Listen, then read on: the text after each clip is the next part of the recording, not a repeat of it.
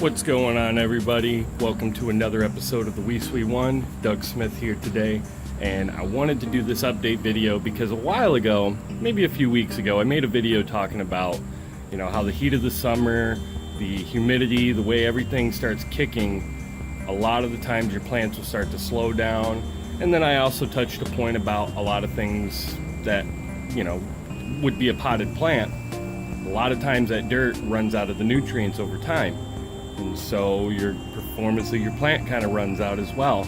And so with that, I wanted to do this update video today about the results of fertilizing and fixing the pH of the water I've been using, as well as with the treatment of Epsom salt.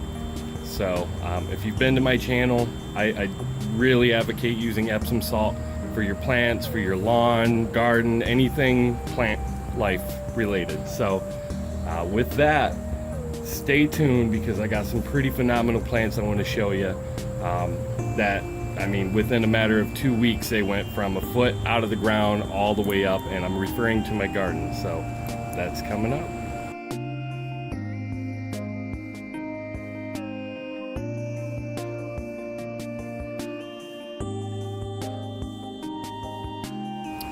Okay, so first things first, I'm gonna go ahead and show you the rubber plant that we have here. And it's doing quite nice. I just wanted to wipe my lens a little bit. But when I originally did the treatment on this didn't have quite as many leaves. It is still consistently shooting out, new leaves, which is nice. But I'm gonna go ahead and post a picture. You should be able to see the picture and be able to make your own comparison.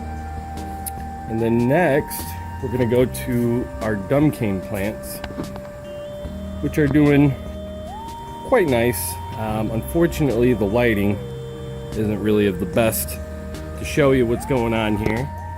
But, everything on here is doing great.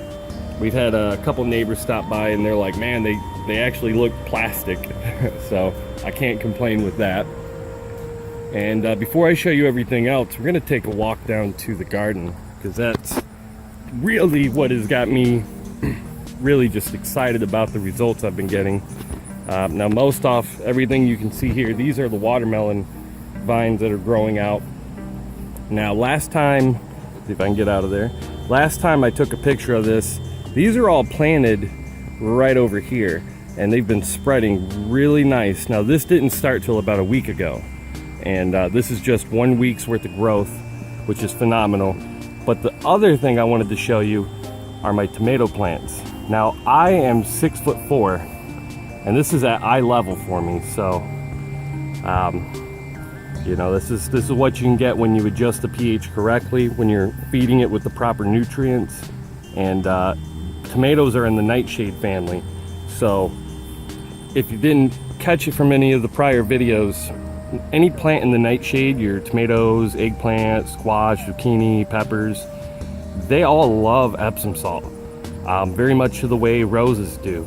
Now, I know I'm kind of in the shadow here, but you can see some kind of like white dust on these tomato leaves. That is sebum dust. That is to help keep like little green caterpillars and insects and moths and anything that might go ahead and do some damage to it and chew out the leaves. But about a week ago, we started getting a few of these tomatoes here. Wish I had better lighting on this. I'm doing this right when the sun's right behind me, but this is all within about a week. A week ago, these plants were about down to there, and just over time they grew. About 4 days ago, I had to put posts and tie them up to make sure that they wouldn't fall over, because they were growing just about the way these watermelon vines were. So that's one reaction the plant will give you. And to show you, oh man, I wish I could get out of these shadows. I got little yellow flowers there you can see all over the vine. Pretty soon I'm actually gonna have to come out here and start pulling weeds, because along with fertilizing, the grass and all the other stuff there is starting to grow in. And our pink and white petunias are doing quite nice.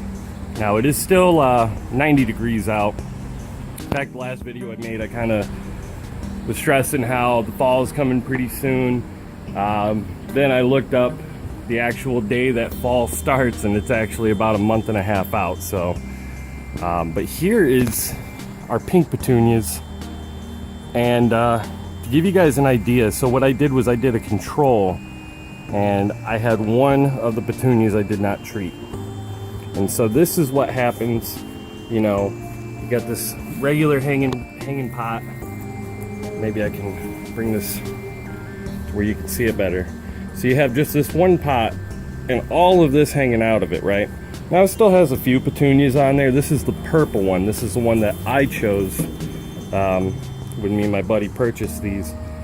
But that's what happens when you just water it with regular water from the tap or rainwater, and you don't check the pH, and when you don't add nutrients and you don't aid the nutrients with Epsom salt.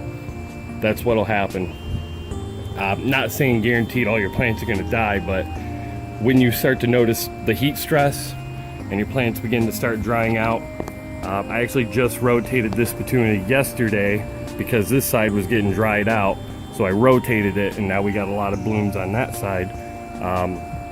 But I mean, just overall, you can see how lush everything is starting to get.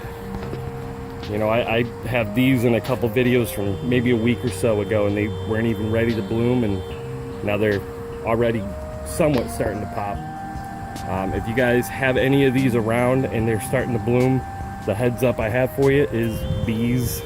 Tons and tons of bees and wasps and honeybees and bumblebees. But you know, everything that I've treated has had great results, and it's because, as I mentioned in the prior videos, that Epsom salt helps the plant take in the nutrients, and you know, if you don't have the water properly pH'd, it might not take it in at all. But here's a plant that we actually pulled out of the ground and propagated, and since we've done that, it's now beginning to shoot, you know, new leaves out. And see if we can get a focus on that there. But I mean, it all comes down to what you give them. I mean, essentially, if you're not feeding your plants regularly, and I don't mean like full treatments every time, but you know, if you keep a consistent low-end nutrient feed every couple days and just water regular in between, you know, you'll be able to go a lot further and see much better, you know, results.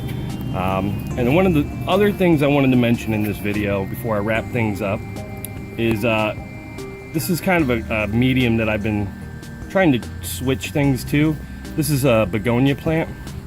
I think begonia, or maybe I think this is a calantula actually. So I took this out of the dirt that it was in. It was in a little pot, no bigger than like that, and I figured it needed to be in a bigger container. I put this in I put this in a cocoa mix, and the nice thing about cocoa is the top of it will start to turn a lighter color when it starts to dry out. And the nice thing about this too is cocoa doesn't hold nutrients. So when you water it with nutrients, it's able to take them in, and you don't really have to worry about the medium's nutrients. So that's that, and I hope you guys enjoyed. More videos coming about tips, tricks with the lawn and garden. And you know, if you guys want to stick around and see what's coming, just hit that little red subscribe button and hit the bell icon. Any questions, go ahead and leave them in the comment section below, and smash that like button. With that, we'll see you on the next video.